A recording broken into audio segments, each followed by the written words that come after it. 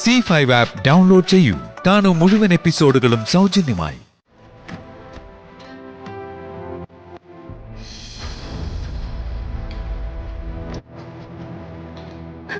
ഏതെങ്കിലും ഒരു കാലത്ത് അച്ഛൻ മരുന്ന് കരുതി എത്ര കഷ്ടം വേണമെങ്കിലും സഹിച്ച് നമുക്ക് മുന്നോട്ട് പോവാം.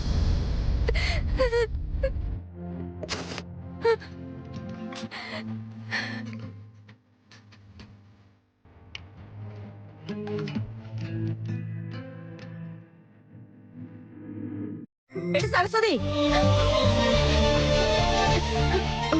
വരുന്ന അമ്മായി.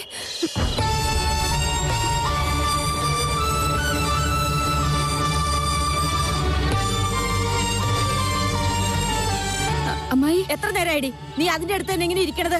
അതുപോലെ ചെറിയ കുട്ടിയോ മറ്റോ ആണോ? വീട്ടിലെ പണിയൊക്കെ കഴിഞ്ഞു. അതുകൊണ്ടാ ഞാൻ. വീട്ടിലെ പണി കഴിഞ്ഞാലും ഊര് മുഴുവൻ തെണ്ടു നടക്കേണ്ട വലിയൊരു പണി നിനക്കുണ്ടല്ലോ. അല്ലെങ്കിലും വീടിനേക്കാൾ വലുത് നാടല്ലേ നിനക്ക്?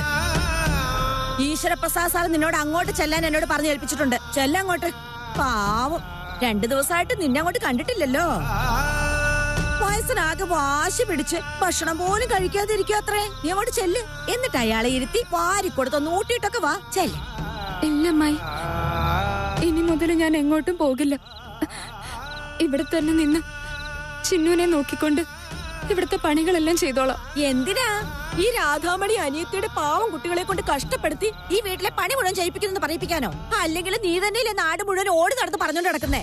അതിനെ നിന്റെ സൗകര്യത്തിനും ഇഷ്ടത്തിനും ഒന്നുമല്ല ഞാൻ നിന്നെ വിടുന്നത്.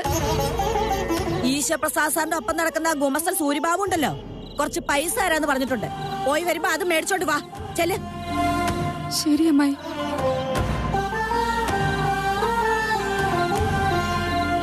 എടി അതവിടെ കിടന്ന് ഉറങ്ങിക്കോളൂ. നീ ഇപ്പൊ പറഞ്ഞ കാര്യം ചെയ്യിച്ചല്ലേ.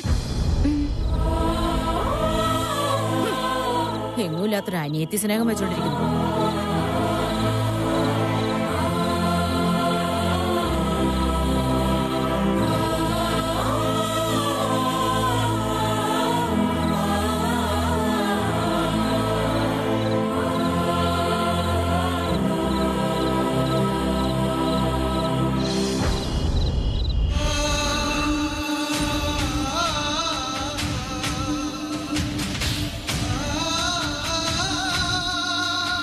അവൾ ഉറങ്ങിയ മോളെ.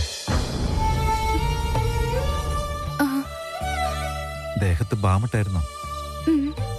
നിങ്ങളെല്ലാം വിഷമിക്കുന്ന സമയത്ത് നിങ്ങളെ ഒന്ന് സമാധാനിപ്പിക്കാനല്ലാതെ ഈ അമ്മാവന് നിങ്ങൾക്ക് വേണ്ടി ഒന്നും ചെയ്യാൻ പറ്റുന്നില്ലല്ലോ എന്ന് ഓർക്കുമ്പോഴാ.